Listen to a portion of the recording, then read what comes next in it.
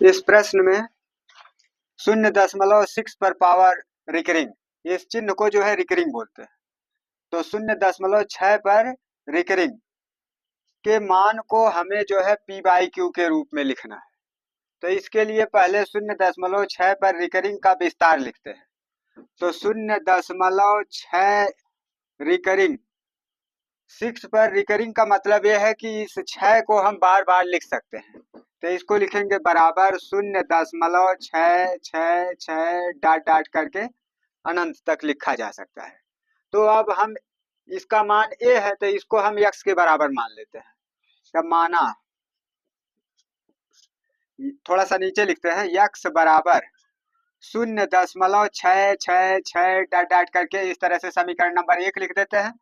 अब यहाँ एक अंक पर रिकरिंग है, इसका मतलब दोनों पक्षों में 10 से गुणा करेंगे और 2 अंक पर अगर रिकरिंग रहता है तो 100 से गुणा करते हैं। तो यहाँ एक अंक पर रिकरिंग है मतलब एक अंक बार बार आ रहा है अगर, तो हम जो है दोनों पक्षों में 10 का गुणा करते हैं। अगर 2 अंक बार बार आ रहा है तो हम दोनों पक्षों में 100 का गुणा करते हैं। लेकिन इसमें एक अंक ही बार बार आ रहा है इसलिए इसके दोनों पक्षों में 10 का गुणा करेंगे।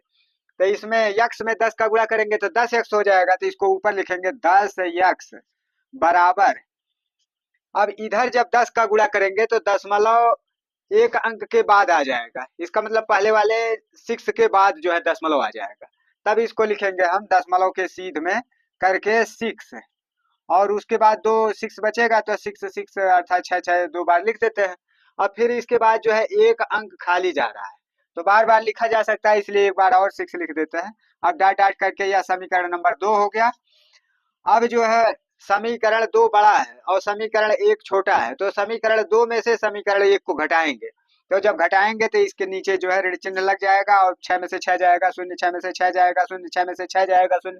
तो दशमलव के बाद कोई अंक नहीं प्राप्त हो रहा है इसलिए उसको भूल जाएंगे अर्थात छोड़ देंगे। अब दशमलव के पहले 6 है तो यहाँ 6 लिख देंगे क्योंकि शून्य जो है 6 में से घटाएंगे तो 6 बचेगा। तो यहाँ 6 हो गया और इस साइड में 10 में से इस x के सामने कुछ नहीं है तो 1 माना जाता है। अब 1 जो है इस 10 में से घटाएंगे 9 बचेगा तो यहाँ पर हो गया 9 x।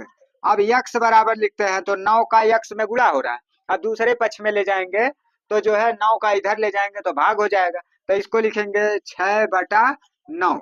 अब यही जो है इसका जो है p बाई क्यू के रूप में मान प्राप्त हो गया। इसी पर इसको समाप्त करते हैं।